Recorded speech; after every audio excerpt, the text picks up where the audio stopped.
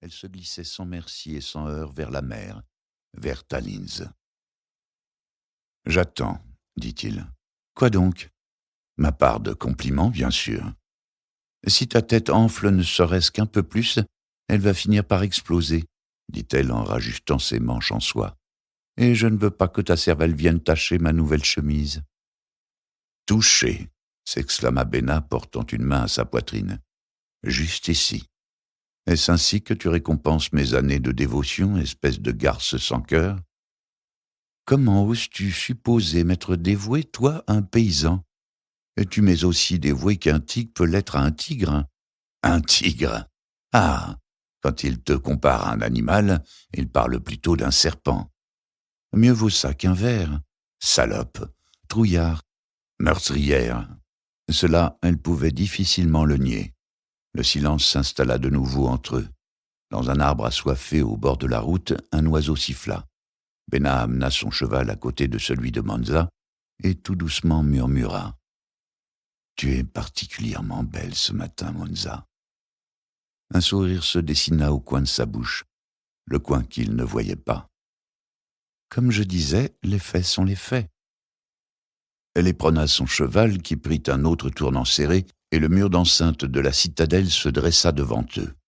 Un pont étroit menait à l'entrée, traversant un ravin vertigineux au fond duquel miroitait une rivière. De l'autre côté, une arche les attendait, aussi accueillante qu'une tombe. Ils ont renforcé les murs depuis l'an dernier, souffla Bénat. Je ne m'imagine pas prendre la citadelle d'assaut. Ne fais pas comme si tu avais le courage de mener un assaut. Je ne m'imagine pas donner l'ordre de prendre la citadelle d'assaut. Ne fais pas comme si tu avais le cran d'ordonner une telle chose. Je ne m'imagine pas te regarder donner l'ordre de prendre la citadelle d'assaut. En effet. Elle se pencha avec précaution sur sa selle et observa la pente vertigineuse sur sa gauche, les sourcils froncés. Puis elle leva les yeux vers le mur s'élevant à pic sur sa droite, dont les remparts se découpaient sur le jour naissant, telle une lame noire dentelée. On dirait qu'Orso craint de se faire attaquer. Il a des ennemis? S'étrangla Bénat, feignant l'étonnement, les yeux comme des soucoupes. Seulement la moitié de la Styrie. Mais alors, nous aussi on a des ennemis. Plus de la moitié de la Styrie. Moi qui ai tout fait pour être populaire. Ils passèrent au trot entre deux soldats austères, aux lances et aux casques d'acier poli, dont l'éclat avait quelque chose d'assassin. Le bruit des sabots résonnait dans l'obscurité du long tunnel qui montait de plus en plus.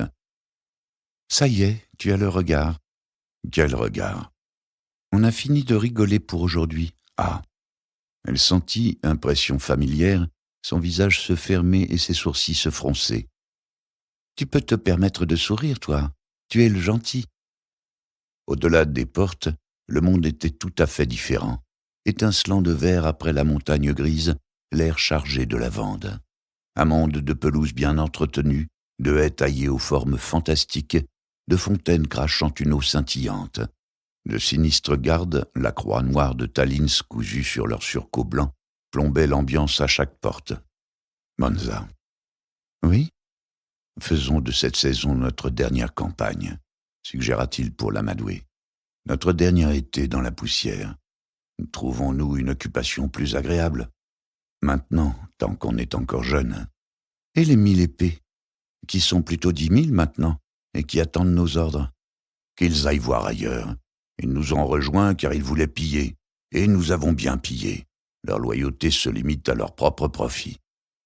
Elle devait admettre que les 1000 épées n'avaient jamais représenté le meilleur de l'humanité, ni même le meilleur des mercenaires. Une bonne partie se situait juste un cran au-dessus des criminels, le reste plutôt un cran en dessous, mais peu importait. Dans la vie, il faut bien s'accrocher à quelque chose, grommela-t-elle. Je ne vois pas pourquoi. C'est tout toi, ça. Une saison de plus et Visserine tombera, Rogon se rendra, et la Ligue des 8 ne sera plus qu'un mauvais souvenir. Orso se couronnera roi de Styrie, et nous pourrons nous fondre dans l'oubli. Nous ne méritons pas de tomber dans l'oubli. Nous pourrions avoir notre propre ville. Tu serais la noble duchesse Monscaro de n'importe où. Et toi l'intrépide duc Bénat, ricana-t-elle. Pour continuer à écouter ce livre audio gratuitement, cliquez sur le lien dans la description et vous pourrez l'écouter en entier sans frais grâce à l'essai de 30 jours d'Audible.